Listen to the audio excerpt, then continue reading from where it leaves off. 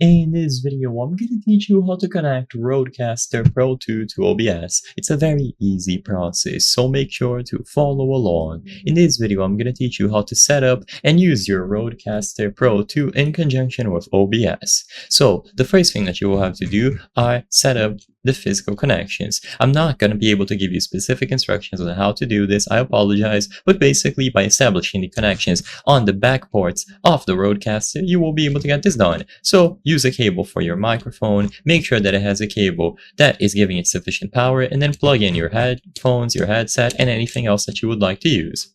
Then, after you are done plugging everything on the LED screen that you see, you will be able to configure your microphone. You can choose from a variety of presets, you can choose which input source is being used, so if you have multiple microphones connected, and you can control stuff like the gain and other options related to the microphone audio.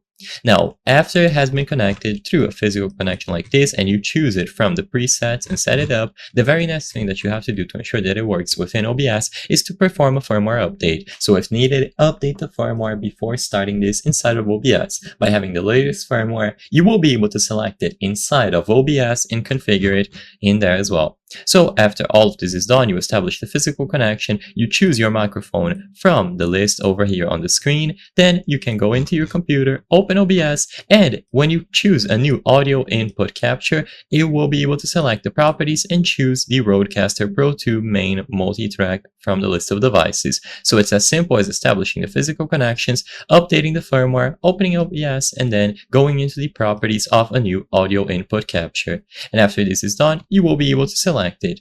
It should appear under the properties as System Rodecaster or Rodecaster Pro 2 main multi-track, and it is simple to use it.